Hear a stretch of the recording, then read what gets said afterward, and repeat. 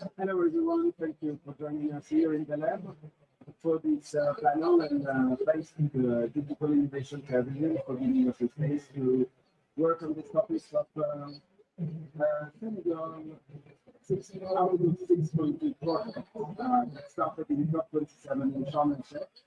And we're still in the process and getting the opportunity to our participants and meet at Hedera, public portfolio manager from Sonaged, Mr. Wes Calendar from the Hedera Foundation, and myself, Rafael Berry from Straatos, to have like a bit of an open discussion about very impactful projects that is taking a little bit of time to structure, but is getting in its operation stage, and giving an opportunity of giving a window of the complexity and the challenges and the opportunities of going through this Article 6.2 mechanism in order to capacitate infrastructure in Senegal that can lead the way for other projects, both in Senegal and in the region, to get scaled up.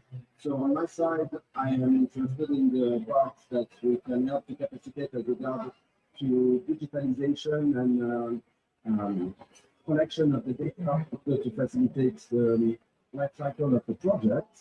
And I will also have the opportunity to introduce Ms. Diallo so that she can give like an overview of the project. But I will also give the chance for Wes to talk a little bit more about like the digital infrastructure that is also at the root of this project, so that like we can meet both like the physical world and also the digital world together for impact. I just want to give like a quick introduction. I was there in Sonaged at COP27 when this project was basically signed between three different parties. One of them is the Sonaged, which is the waste operator in Senegal. The other one is the carbon project developer named unpack, and the third one was Carbon Growth Partners, which was the financier that was covering this project. As you know, for Article 6.2 projects, you have bilateral agreements that tie two countries together in order to make this project happen. One of the issues is that the financing of the project is still relevant to either the national authorities or private financing in this case. There was also a part that was a little bit different, and that at this time we called ITMO, which is fair ITMO. ITMO is the name that we give to Article 6.2 projects, which means internationally transferred mitigation outcome. And the fairness in this project was standing out because each participant, so both Sonaged, Carbon Growth Partner, and unpack, were actually allocating 5% of the credit they will receive to impact projects meant to the community that were around this project. I think it's important also to note that like the project is about solving some waste treatment issue, and that like when you actually remove waste from the landfill, you do affect communities that are already having a participation to it. So you need to find like alternative programs that helps and support the community to find other opportunities to have them.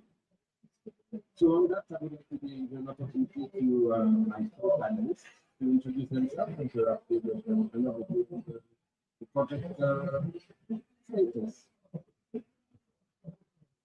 Thank you, Rafael. My name is Hedera. I'm from the National Company of Waste Management in Senegal. So I'm happy to be here. Thank you to Hedera for this fact. Actually, in Senegal, as you say, we are developing a project, methane emission reduction project, in one of our biggest cities in Senegal, named Touba. So in this city, we need to organize a lot of events. So we invite a lot of people. That's why we have a lot of organic waste we produce in the city. In the NDC of Senegal, the methane emission is the major source of emissions. So we would like to develop this project. We are developing currently this project in order to reduce methane emissions. And our partner, actually our Carbon Growth Partner, which is the investor of this project, and Alcott. And actually we have Straatos who helps us in the digital MERP.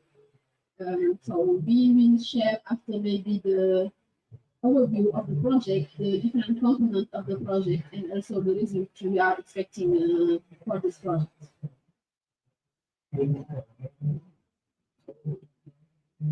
Thank you very much, first off, the Digital Innovation Pavilion for having us. I'm Wes Kennedy with the Hedera Foundation. We're very proud to be a co-host here for the entire COP community and for enabling a forum for conversations about digitalization, some of the challenges, the opportunities, and working with a series of partners. The Hedera Foundation, our mission from a climate sustainability perspective is to bring the balance sheet of the climate to the public budget.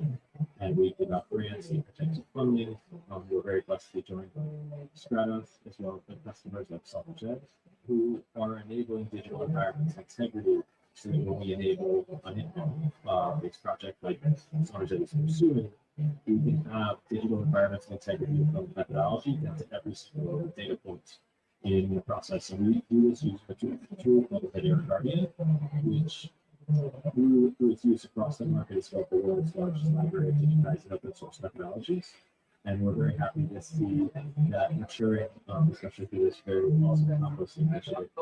So with this work, we're excited to see what Sonaged is building, how that project progresses, and we're excited to see how an opportunity as different parties work together. It's all about Straatos, helping build a community around the project with Sonaged to enable the project in Senegal to achieve their goals and their outcomes.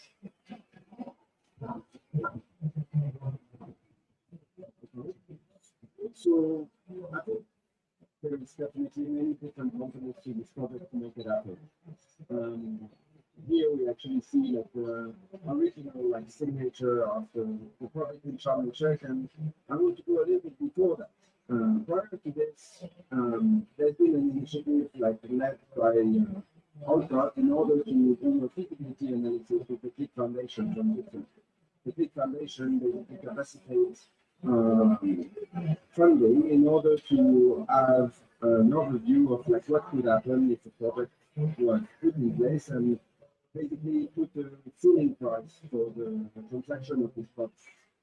And following that, also had a feasibility study that they closed with the Senegalese authority of Sonaged, and getting like the necessary authorization to basically offer it to potential investors that would be interested to it. And I think this is like one of the first points that maybe we can start to talk about the difficulties of implementing an Article 6.2 project in a context where you actually need to bring the whole financing up by whatever means is necessary. In that case, we have a strong interest from an Australian investor who was definitely interested of the potential of this project and also the opportunity of potentially scaling it up and giving a chance to go on this pilot. What is the complexity after that is to make it up. And I think it's quite interesting to see, in all honesty, how long it took, and maybe just to fast forward to now, I would believe, I'm not in a full capacity to answer, but like the project is finally about to start, and 2026 is really going to be the development. Actually, maybe an overview on that, and perhaps also in your perspective. At that time, I was working with Compost on the digital spectrum, so I had a little bit like a view from a window, but definitely from inside. So since we signed the MOU between Alcohol, Carbon Growth, and Sonaged in 2022 at the COP at Dubai, so many things have happened actually. So we have developed a lot of activity actually. I will share a little bit about the activity.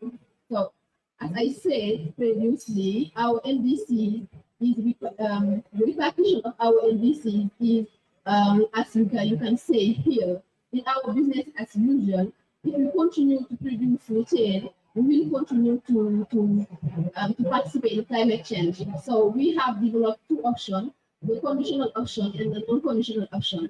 In our conditional option, we will achieve our NDC goal up to 65% if we have investment from partners. And in our conditional NDC, we will achieve our goals amount 11%, around 11%. So methane is the major source of emission with 91%, as you can see here. And most of this methane came from open dump site in Senegal. We have around 145 dump sites in Senegal. The methane, the program aims to set up recovery unit in 20 sites in Senegal, but actually we have a pilot in Touba. And we will product biochar and biogas and compost, actually. Touba, as I said, is one of the biggest cities in Senegal. We organize around 100 events every year. And in these events, we are receiving 1 million people every year, and we are producing food loss and a lot of organic waste actually in Touba. That's why we choose this site. And the project has 5 components. The first one is the technical, the establishment of the technical and technological organic waste system, because in Senegal we didn't do sorting actually. All the waste are in the same trash. So it's important to develop what we call the organic plan in order to collect waste from household, from hostel, and from all producers. And the second component is the construction of the design and organic waste treatment. We have done a little benchmark in all around some countries, and we choose Mexico to buy our technology, compost unit, organic waste treatment facility. And the third component is the implementation of the MERP system. It's all about our panel today. In the carbon project, it's important to develop the MERP system in order to prove that we will reduce the emission, we will reduce the GHG emissions at the end of this project, to prove also what is the amount of electricity we use during the project, the amount of water, and so on. The fourth component is the designing of an innovative business model.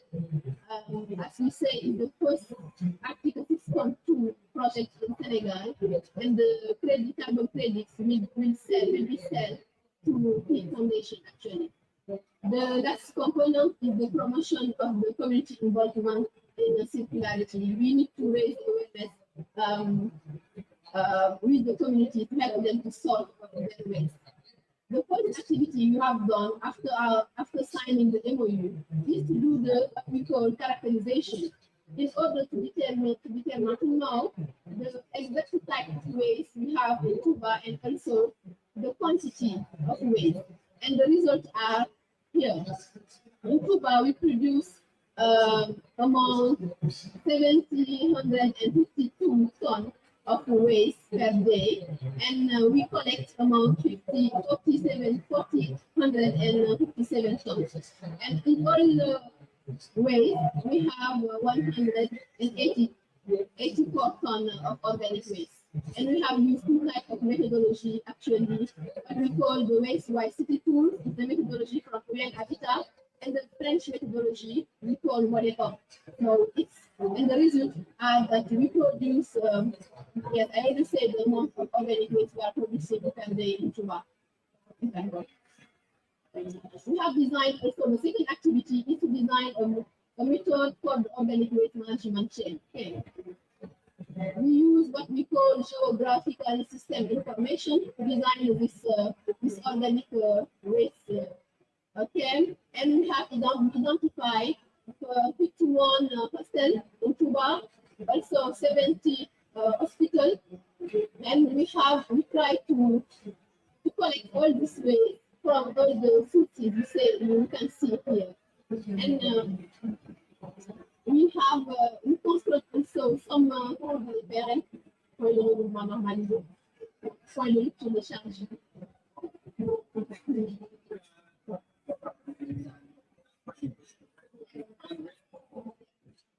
We have also construct transfer station in order to collect waste from household and so on. We can go. Next slide, please.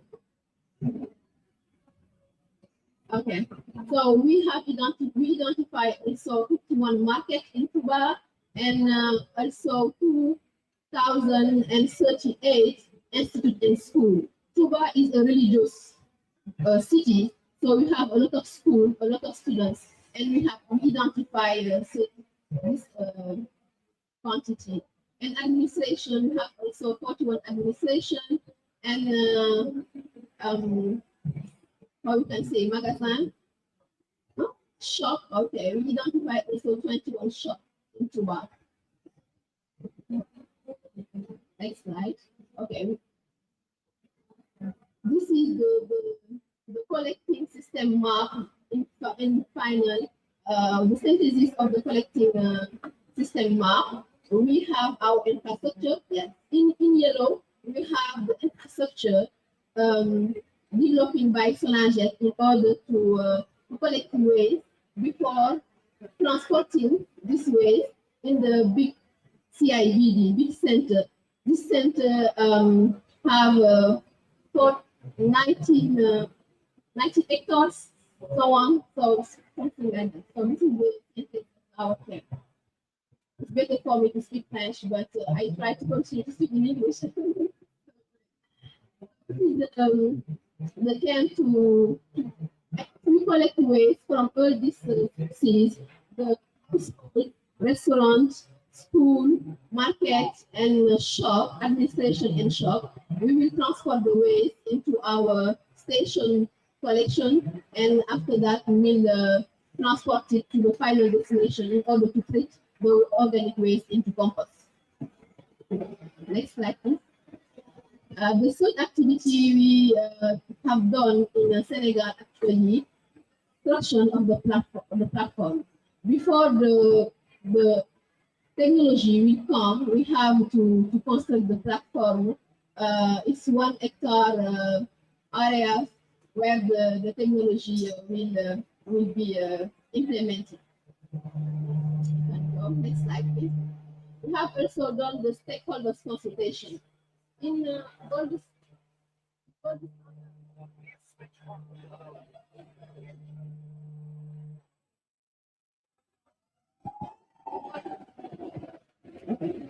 in gold standard criteria, it's important to do what we call stakeholders consultation.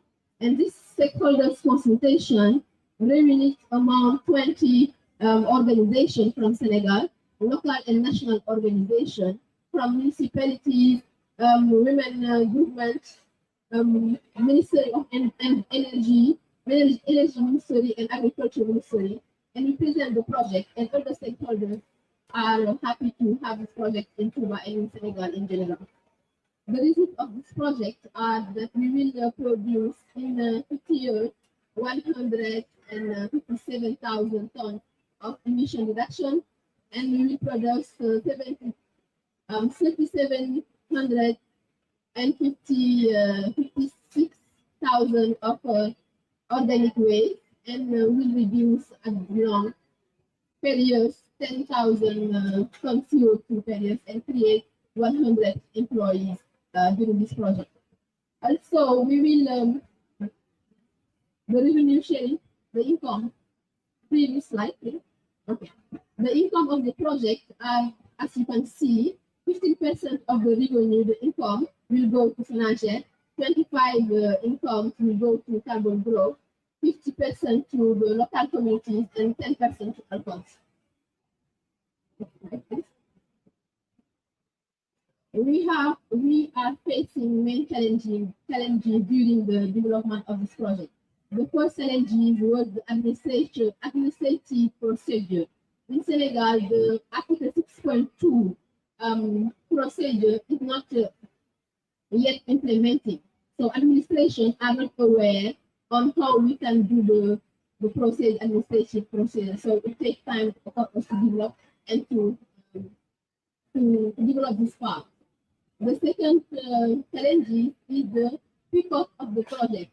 The carbon market is not, we cannot identify earlier the revenue or the result of carbon market project. It takes a lot of time, so 50 years and so on. So this is a challenge. The overselling issues and the seller market leadership. Maybe during the discussion we can go deeper. Thank you.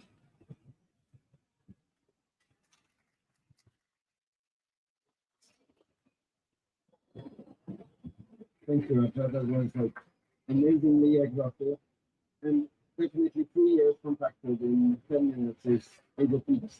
So I think what is perhaps interesting to go through is like what are like the different steps that you experience that has been like blocking this project to go faster. And obviously, there is many different types of risks also that are like somehow born on the side of the investor, and that's where like it creates like all chain of like you know friction points that are like difficult to deal with.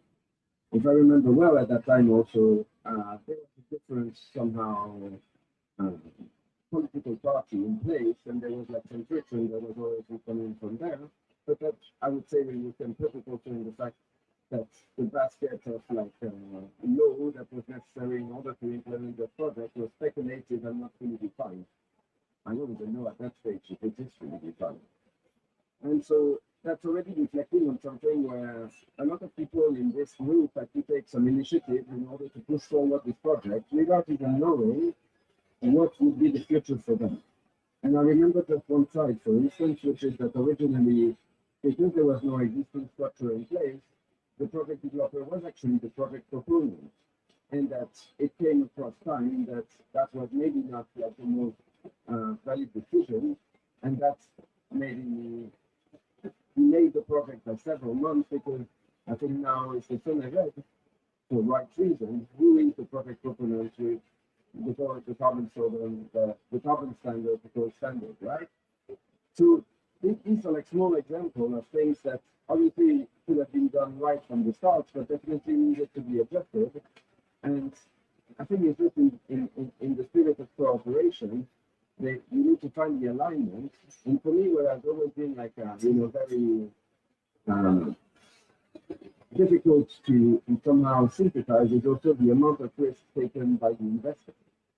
They have to put the money in order to capacitate everything in advance, and somehow the return to investment is still like unclear with many different factors. Then it's a question of like risk assessment, and somehow the only structural things that you have is like the trustworthiness of the actors in place, and the fact that like there is also like potentially a buyer. If you manage to do everything right, that can be like a quick foundation in this case.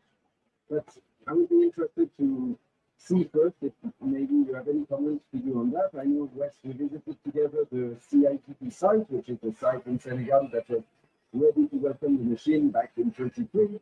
And obviously that was like a little bit like in the waiting on that outside. We had to wait for basically like things to happen in order to implement the digital. But like I would like to know what is your opinion about like these external factors when somehow from the digital side, obviously, like we work on like collecting data, and somehow how frustrating also it can be about not being able to implement this and iterate on the solution that you're doing. So one thing I'll say is the market's maturing. I think we've been a little bit of a lull in the last few years, and there's some lessons learned so that we can take away from others. Specifically with the selection gold standard as a standard for Sonaged, there's opportunities as well. Specifically the digital pilot program, I think Sonaged may end up benefiting from to propose different innovative digital solutions that are very specific to Article 6.2.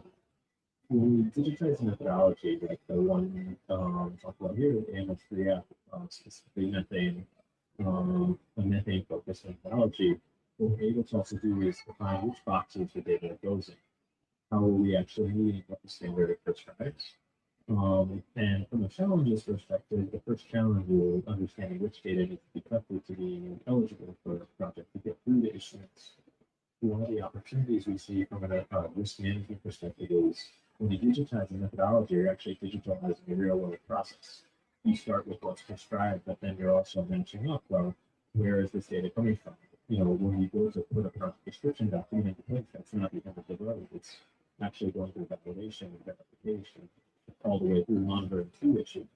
So even as we're waiting for the compost machine, there has been market progress, which I think Sonaged will certainly benefit from. At the same time, Sonaged probably can take some lessons learned from others to make sure that this process really gets going is faster. I would argue that, one of the big benefits is actually working with Straatos and saying, well, what are the best practices from other solutions in Senegal that meet the expectations both of the folks on the ground, but how we translate that out. And I almost would say if we have a simplified the technological angle, it's really just a translator of context of what's happening in the project to the communities that are investing. And those communities are equally important to make it possible. Thank you, Wes. So now I think I would like to jump in time and maybe go in the future. At the present, I think everything finally managed to get aligned. I believe the machines are being constructed, they're on their way to Senegal. Possibly they will be received maybe for Christmas, and that would be a great gift. Or maybe next year, but like at least like 2026 will be the start of the operation. And as much as we planned, and like also we participated in, for instance, with the MRB working group of those standards, looking at like the way that they want to receive the data, we will still have to adjust with like what they expect or like what they basically want to get like certified on their side and get a level of confidence that the information that they receive is valid and ready to be processed. But I think to turn it into a bit of like a more positive side, I would like to ask the participants of this panel about like what they want to see. And I will selfishly start with myself. So on my side, so basically Straatos is like an infrastructure that is an operating system for carbon projects. The goal is to provide project components like Sonaged with tools that support them in the collection of all the elements that are part of the project and having the capability to channel them to relevant stakeholders. The first stakeholders that we try to satisfy with the standards, and even then we realize that like a project design document that summarizes a project is still only covering maybe 10 to 15% of the data that is collected along the life cycle. We want to be able to provide like more information that can help also the project to identify room where they can be even more performant than what we defined from the start. So our vision for this project is to be able to equip it with both systems that can collect data from human, like people on the ground, but also like leveraging like Internet of Things sensors that can help to facilitate the work of the people on the ground so that they can work on all the things that are the project. So my dream is that actually like the whole map that we've seen of Touba can definitely help to support faster, more streamlined collection of the waste. And when the truck or the tricycle arrives at the waste processing center, they go on a weigh bridge. This weigh bridge actually calculates the weight of the truck at the entry, that after that will be compounded to like the one way it exits, so there will be a difference and have to show how much waste has been delivered. But then the waste will be basically delivered to like another form of like weigh bridge, where we will also possibly have the possibility to analyze this waste with possibly AI in order to have like also like some documentation, photographic evidence of every single batch that is actually processed. After that, I believe there will be sorting, there will be capacitation of the waste that is going for this processing, and there is a range of like data that is mandated by the methodology that will also be able to be captured. Some of them, for instance, is the amount of water that is going to be used in order to create the right mix for the compost to be processed. Another one will be the amount of time, for instance, that it takes for it to be processed. And at the end, what we want to be able to have is some kind of like a serial number for every batch of compost that is produced out of this operation. Further to that, there is in the business model, I believe, a way to deliver those bags of compost as they are actually meant to be distributed to different participants, either in the agricultural sector or other like green gardens in the city. And we want to be able to provide like a full stream of data that helps to be channeled to first the standard, so possibly, and that has been discussed with almost all the MRB working groups that we've been, help to facilitate the issuance of the ISMO in a more like faster manner, so that potentially we could get to like quarterly issuance in order to start like getting the return on investment on the faster process that exists at the moment, which is like only when the verifier comes, which is normally at least 2 to 3 years, and then possibly like help to support like the initiative on the ground so that they can improve the performance and have a way to replicate this project. We obviously, if we have gone through like this whole process, we will be able to duplicate it in other places and get like a positive feedback loop in order to adapt it to the challenge of every place where it's really good. So that's my kind of like dream that I would like to see. But any way you would like this to see this project operate? So actually, I think that achieving the result or objective, achieving the goals of this project will be a way to scale up in the 20 other sites we have identified actually. And in the regarding the MRV opportunity, we can if we develop the MRV side of this project, we can also achieve our NDC goal in Senegal. We can also provide more data in waste sector in order to encourage other projects to do the same, or other countries in Africa to do the same thing in waste sector. So I think that this collaboration will help us to finalize this project. I hope so in 2026, and to produce our first compost product, and in order to sell it with producers. The other side or other part of this project we didn't mention is that waste sector is a cross-cutting sector. Actually, we are trying to negotiate with Ministry of Agriculture in order to sell compost and improve food security and agriculture sector. So it is important also to mention this part of this project, and we need to have a quality compost. So the MRV indicator have to also determine the quality of the compost, and to prove that this compost can be used in landfill, with the farmer and so on. So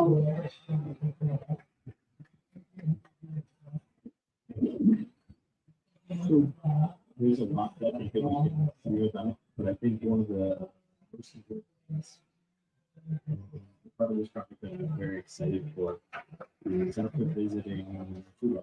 One of the images that really stuck with me was the community that actually interact with the way waste is updated process today versus how it will in the future. I remember very vividly as we were visiting this site initially before those facilities were set up, and before this new area was fully room with children bags and umbrellas, specific plastic recyclable and assortment plastic waste for our areas, and the part I think was important is this needs to be communicated to the outside world in a way that people can really see the difference that this project is making. Because the opportunity here is to not just stop that specific activity, but to provide help facilities for the people who have to interact with those. Even something as simple as having shower facilities. It may seem really small, but it's really important to enable people to have a better way to deal with the risk. And when we talk about the data and digital element, this isn't just a compost facility. It's a facility that enables better healthcare, better revenue to the community. And being able to build a structure and this data is shared should also tell you when you're interacting with it, it's not just local, it's sustainable development or Senegal in a way that previously wasn't done before, in a way where people can just have health concerns. If you stood on this because the methane kind of also good. It's 10, 20 degrees hotter in some places depending on the day. In a place that's already maybe 100 US, 35 to 40 degrees someplace in summer. And in my mind, my dream is to see the compost facility not just come to fruition, but for it to be an economic hub, whether it's through selling compost, but also providing better economic opportunity for those who are African. And so the dream is to see the project be to fruition and for data to be a vehicle to actually tell the story of how Senegal is developing in a way that shows everything beyond the carbon, because the carbon is maybe the least interesting part. You know, the methane reduction is part of it, but it's not the story that, you know, sometimes we don't have to tell, but it's actually how people interact with this product that's maybe the most interesting part of the discussion. So it's really up to making carbon finance work for people and planet, right? And I just recall actually like 2022, and I had the opportunity a few months before COP27 to go on a trip that was like organized by the West African Carbon Market Alliance and also OLPERT, and a non-profit organization that was working for carbon market fairness. And at that time, it's the first time I went to Senegal, and I also got to meet a few people from Sonaged, and especially Idrissa. And as we had the opportunity to visit projects, and after that we go into like discussion open and also design thinking, we worked on different pillars, and there was something that we call Idrissa's dream, and it basically was his intervention during one of the panel where we were saying that all this was very nice, but basically his dream was that digital actually could empower both the capacitation of the project and make sure that they were beneficial for the community at large. And well, I still dream, but like I feel the dream is starting to come to reality, and our goal is really to make it work. It just takes a little bit.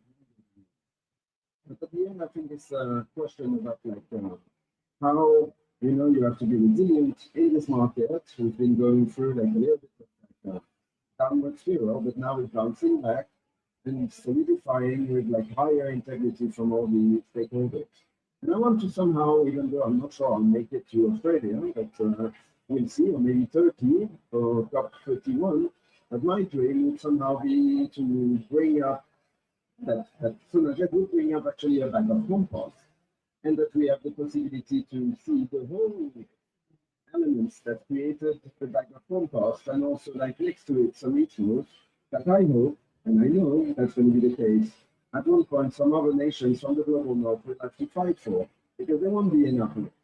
So yeah, on that I think it would run the story quite well, and I hope a few of us could be sitting there, but like with a bag of compost and maybe even something that would like sprout from it. Yeah, do you have anything to add? Yeah.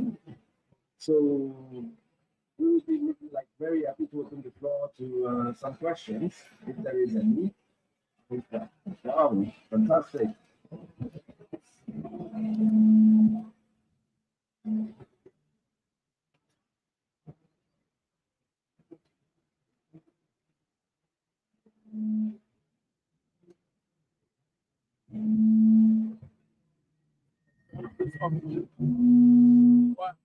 Give him this one. Give him this one. See, that's technology. It's still working on it. Thank you. So you said that one of the main constraints of the project has been the administrative side of Senegal, its infrastructure and its legal process around Article 6. So can you explain a little bit more how do you expect to pass these barriers? Are you working with the government of Senegal? What's the process in that sense?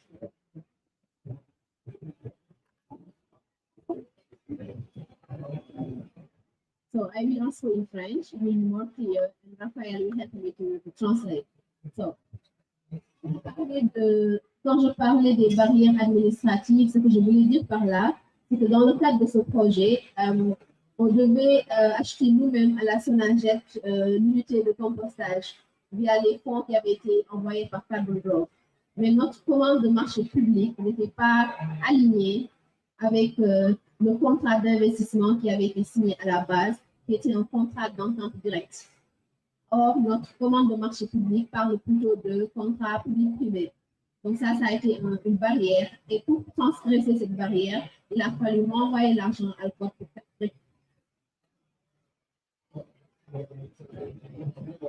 So the administrative barrier is coming from existing laws in Senegal, where in order to actually enable an entity like Sonaged to purchase an equipment, they have to go through open request for proposal. Whereas the original contract had been built on the premises that the funder would actually capacitate the project developer, which that was Compost, to actually purchase directly the machines from the supplier.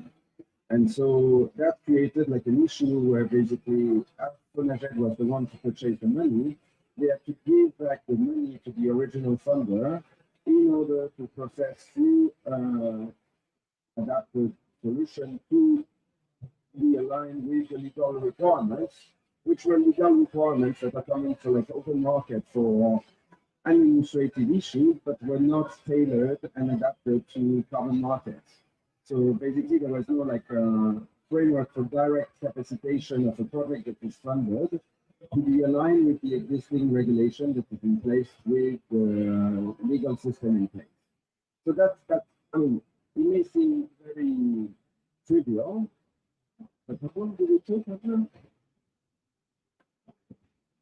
5 months. It took 5 months, 1 year only to go through this barrier. So it takes a lot of time to go through. Et la deuxième chose par rapport à la barrière administrative, c'est que concernant l'article 6.2, aujourd'hui, le Sénégal a déjà le cadre réglementaire du carbon market avec le ministère de l'Environnement. Donc ça, c'est un avantage. Donc actuellement, oui. Donc par la promesse, ils l'ont développé. Donc maintenant, le Sénégal a développé le cadre réglementaire pour tout ce qui est carbon market, article 6.2. Et ça aide beaucoup maintenant pour la constitution. One thing that helps a lot is that now Senegal has a carbon framework for Article 6.2, which was not the case in Charm at COP27. And I mean, this project was also facilitated to make that happen because there was pressure basically to make it work. So that was like somehow this project that helped to enable the need to make sure that the carbon framework is coming through. So that was also definitely about it. Yeah. Okay.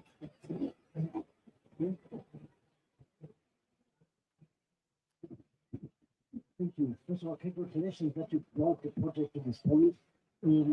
Our company has developed actually 3 projects, major size in different countries in the Middle East and now also North Africa. And I can confirm that this takes like 3 to 5 years to set up the needed system so that it's allowing for this kind of financing tools. It is a long way to go. And it's, well, there is not much you can do about it. And, I think if I listen to what you said, it's even rather fast to come to this point. It's frustrating for everybody involved, and you have to have a long way to sustain the project for that time. But of course, it's very good at the work. And that is the question I have. What do you do with the residues which are not going to the composting plant?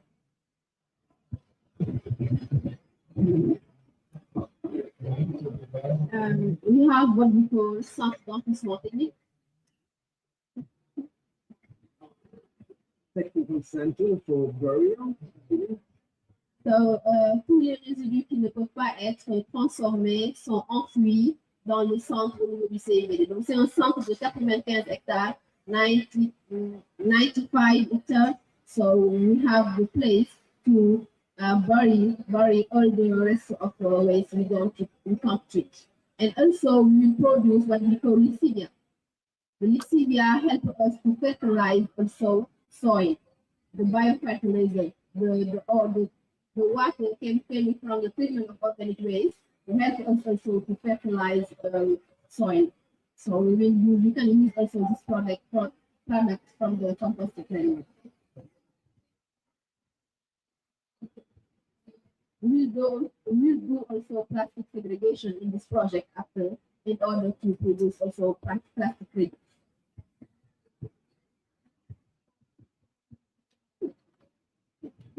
Thank you very much for the amazing presentation. First of all, a consideration. It seems also in the consideration of the colleague that No, Article 6.2 is coming more from the market rather than from the regulation in the state. That's the first thing to assess.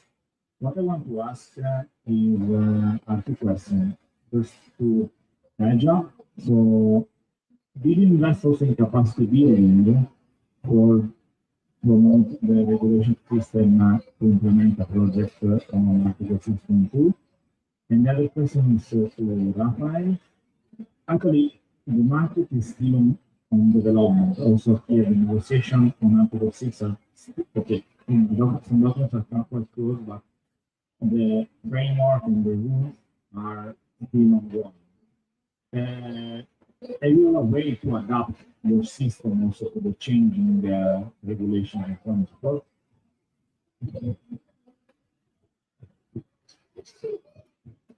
Okay. So first, I think it's important to point that going through this friction and barriers is very formative. It helps actually to answer to many things that sometimes do not see the light of day. And as frustrating as it is, it helps to reinforce the system that we do. And also in what Ajahn was explaining from the start is how do we make one project and be able to replicate it over time.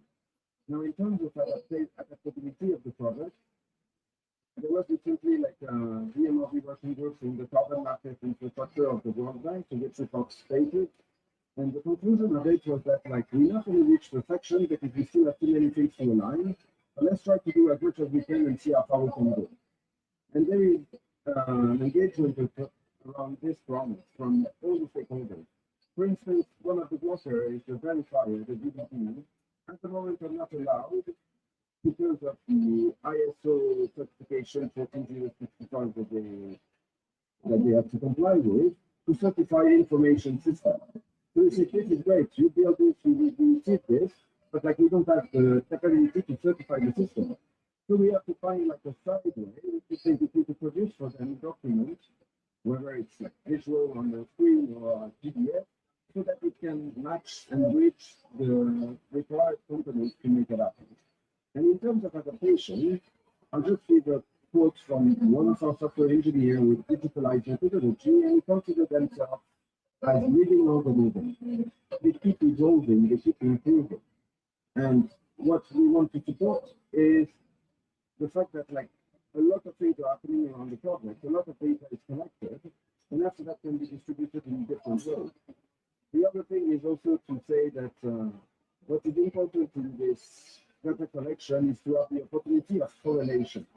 We don't want to have only one source of data that is supposed to reflect the truth, but multiple ones that can actually inform the level of confidence that we have in the data that we collect. So the more channels of information you have, the more close you can be to the truth. What we learn across this experience and journey with this project and others is also that, for instance, something like a sensor is not 100% level of confidence. Sensors can have issues. Sensors can be tricked also upstream to be outputting data that are not the reality. So by having the opportunity to share across our journey with other like practitioners and people from different segments of the market, which is like really, it's a leg of block. We have this understanding that like in good faith we're trying to go in the right direction. And I think it's very important to have, also the transparency that everybody does for from an operator like Sonaged to tell us like, what's really happening behind the scenes, because it can help others to understand like what's really going on. And I think that's what can foster collectively. And regarding the capacity building, the Ministry of Environment are doing a lot of capacity building under Article 6.2. So the national stakeholders are aware on Article 6.2 framework, legal framework. So the Ministry of Environment is the focal point regarding all Article 6.2 project in Senegal. So they are doing a lot of capacity building actually. And in our side, for local community, we don't start yet the capacity building with local community, we have not in this state of the project. But we have a component of the project to promote circularity or this kind of thematic with population and local community. But actually, the legal framework is going well actually in Senegal regarding the Article 6.2.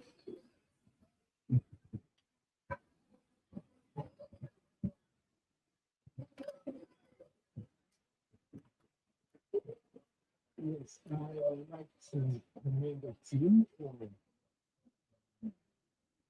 the job done this far. The presentation was good, and I'm quite pleased that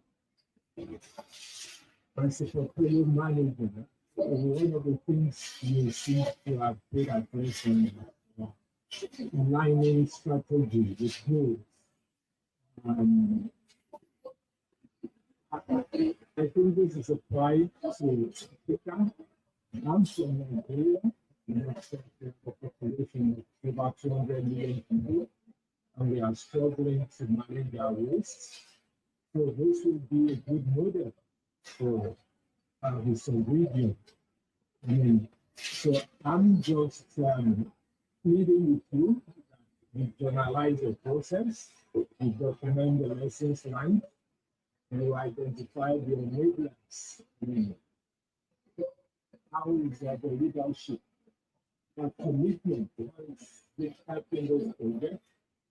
And informal change, integration,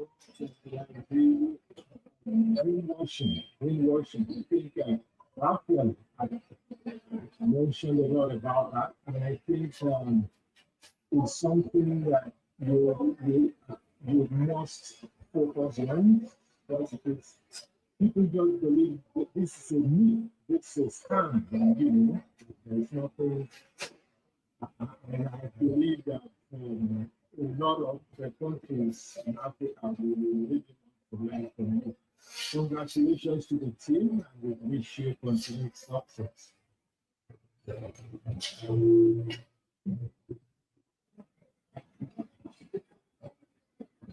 It's interesting you mentioned the greenwashing and the myths about carbon market. That's all important of the MRP in general, because the MRP will help to monitor the project and to prove that exactly this project will reduce emissions. So this is important, and I think that there are barriers in the Article 6.2 and high integrity in order to limit all the greenwashing you are saying and so on. So I think that we will take care of this regarding this project, and we are working. I think that Straatos will help us to work to develop indicators, and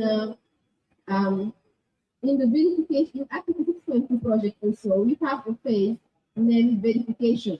So verification bodies will come also to monitor and to prove that we will reduce emissions, GHG emission, and it's the climate project. So I think that yes, we will take care of this.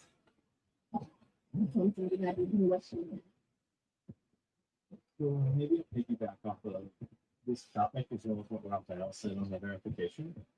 And when you have these systems, really these, Raphael mentioned, were not made to set up to verify technical systems. But when you start to break out the things that they are used to verify, for example, testing a sensor, testing if the data coming from that sensor is valid according to the methodology, checking to see if the digital methodology by itself is actually collecting the right data, this is all possible. And so as you break these things apart into the data source, whether it could be a sensor, but it could be a person or a system, it could be a person checking the system, such as the way stations, what we mentioned. It all makes it easier to say who said what when, where does this data come from, can I trust it? And that becomes more important because it's not just greenwashing on top of carbon, but it's also proving that the social impact, the sustainable development goals are happening as the project says they are. And I think the opportunity again is, I'm going to go back to this. Technology is just enabling efficiency of the communication of what's happening on the ground. It's helping the communities access information both as a guide, going back to the juices dream, but also at the same time, not just building capacity, but it's allowing the rest of the world to better understand what is happening, what is the actual motivation.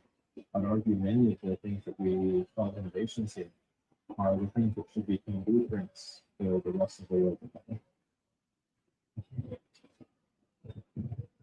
Thank you. And listen, I think just to conclude, what we can build with this aggregation of data is also storytelling.